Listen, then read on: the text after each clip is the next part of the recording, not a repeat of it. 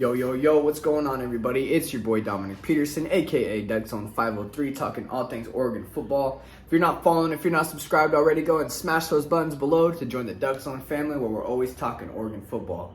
Alright, guys, if you guys follow me on Instagram or Twitter, I went ahead and asked you guys, what's your 2022 college football hot take? I went ahead and pulled some of the best ones, gonna go ahead and react and review them. Then gonna go ahead and rate them 1 through 5. How hot is the take? 1 being not so hot, being 5, that's a really hot take. Don't really see that happening. All right, let's get into this hot take that someone submitted here. Someone said Justin Flowe will lead the team in tackles this season. Justin Flowe, 5-star linebacker coming out of high school, listed the number 1 linebacker in 2020, number 5 nationally according to On3 Sports. Got paired up with Noah Sewell in this 2020 class, another 5-star linebacker, number 4 linebacker in the 2020 class, number 20 nationally. So we're talking about a top 5 player in the 2020 class, paired up with the top 20 player in the 2020 class, both top 5 in the position. Ducks got a spring load of talent in that class. So the hype was there, the talent was there, and we were expecting big things, and just unfortunately, it's just been a tough time for Justin Flowe to stay healthy. In 2020, he made his debut, but unfortunately tore his meniscus and then missed the rest of the season following that injury. Come bounce to 2020, season opener against Fresno State, has a big-time game. The hype looked like it's there. 14 tackles, 5 solo, 1 forced fumble, 1 forced tackle.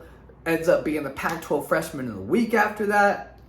And then sadly, again, Duck fans get hit with bad news. After that game, he would miss the remainder of the season with a foot injury. So just tough luck for Justin Flowe, but we know the talent is there. We've seen it with our own eyes. We've seen him get sideline to sideline. We've seen him track down those running backs, those receivers in a flash at that position. This just leads talent and speed that you just don't see at the college level. You know he's made for the NFL. He just needs to stay healthy to get there. He needs to get his shot to get there. And this season, he will be hungry and he'll want to do it. So if we're talking about leading the team in tackles this season, Noah Sewell had 114 tackles last year, 53 solo. So 114 tackles last year for Noah Sewell. Mathematically, if Justin Flowe had a week 1 performance that he had, 14 tackles, and let's say he played 14 games, as many games as the Ducks played last year, he would have 196 tackles. He'd be on track for 196 tackles if he had a week 1 performance every game. Now, that's tremendously hard to do, tremendously unrealistic. That would set records, I'm pretty sure, at 196 tackles. Don't quote me on that, but it looks like a record-breaking number there for a linebacker, and I just don't see that happening. But let's jump to Justin Flowe's high school stats real quick, where he had 434 total tackles in his career, 251 solo, averaged 11.5 tackles per game, and that's the important stat we'll stick to. 24 sacks in his high school career is just insane, man. That's just great. Probably why he was a 5-star there. 2 interceptions and 1 caused fumble in his high school career. So as you can see, just off the stats alone, why he's a 5-star, why he's rated number 1 in his position coming out of high school.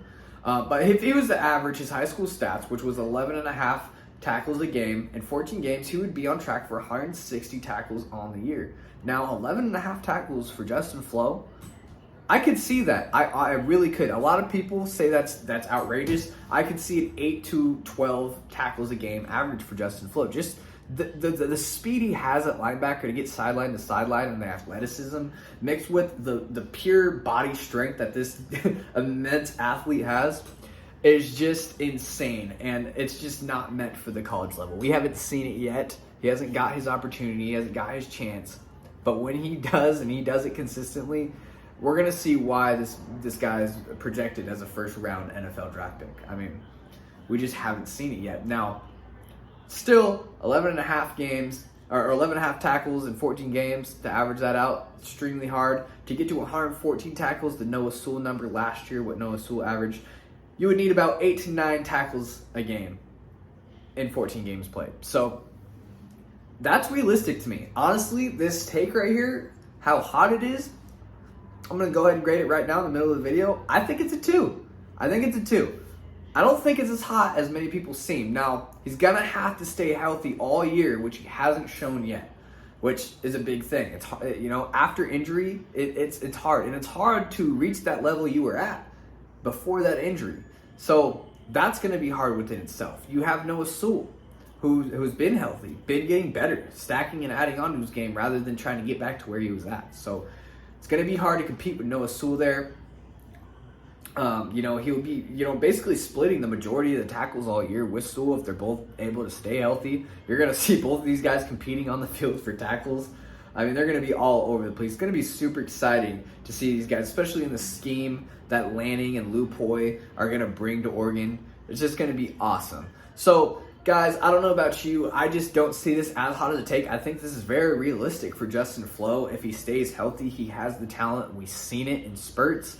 Just going to have to do it consistently. Going to be competing against Noah Sewell for that, you know, having the most tackles. But I think it's realistic. Don't see it as hot. I think it's a 2 because he's going to have to stay healthy, which, you know, he just hasn't shown in his college career yet. But, you know, got an overhaul, the new staff, you know, new medical staff. Hopefully these guys get these guys right, keep these guys on the field. So at the end of the videos here, if you're still watching, I like to have an audience question. So if you're still watching, go ahead and answer this question to know who's getting to the end of the videos here. And I want to know how many tackles, assisted plus solo, so you total tackles, do you think Flowe and Sewell will put up combined this upcoming season? So combined, how much are these guys going to put up? I'm going to go ahead on a limb and say 250. That's 125 tackles each they'll have to put up. It's a lot. It's a big number. It's aiming for a lot, but I just, man, it's gonna be big time to see these guys on the field. What do you guys think? And also, what's your hot take grade? Mine's a 2 for this one. As always, go ahead and join the Duck Zone family. If you haven't, go ahead and throw a like. If you like the content like this, drop your hot take as well if you haven't. And as always, go Ducks.